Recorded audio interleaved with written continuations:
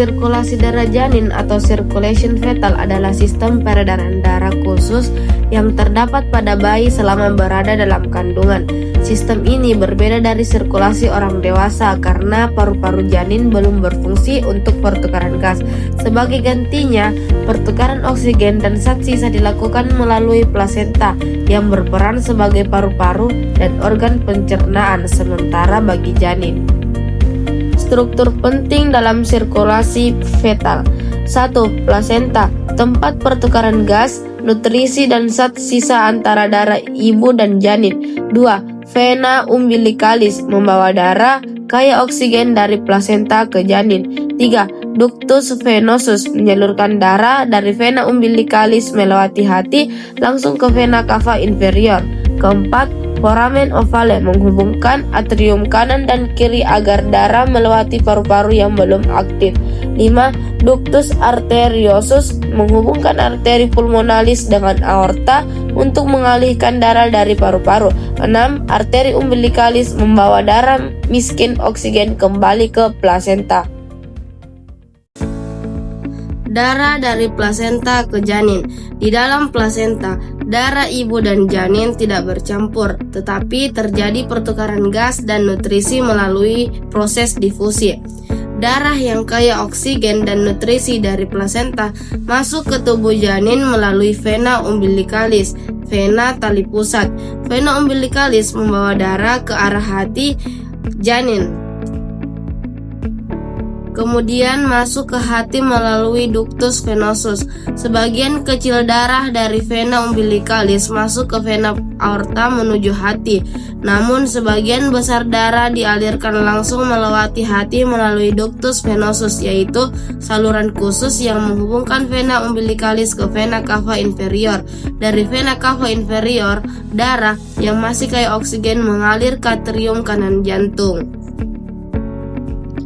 Dari atrium kanan ke atrium kiri melalui foramen oval. Karena paru-paru janin belum berfungsi, hanya sedikit darah yang dialirkan ke paru-paru.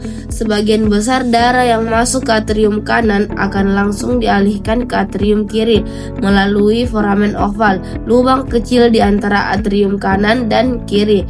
Darah yang kaya oksigen ini kemudian masuk ke ventrikel kiri, lalu dipompa ke aorta untuk menyuplai otak dan tubuh bagian atas janin. Darah yang masuk ke paru-paru melalui ductus arteriosus, yaitu sebagian kecil darah dari atrium kanan tetap mengalir ke ventrikel kanan, kemudian ke trunkus pulmonalis.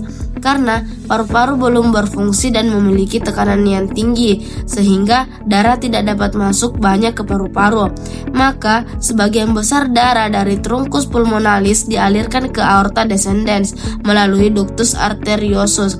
Ductus arteriosus ini menjadi jalur pintas antara arteri pulmonalis dan aorta yang membantu mengalirkan darah ke seluruh tubuh bagian bawah.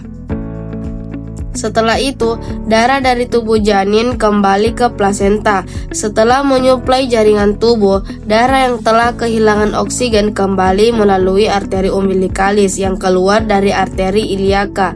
Arteri umbilicalis membawa darah yang miskin oksigen dan mengandung zat sisa metabolisme kembali ke plasenta untuk dibersihkan dan dioksigenasi ulang oleh sirkulasi ibu. Kemudian proses ini berulang terus sepanjang masa kehamilan.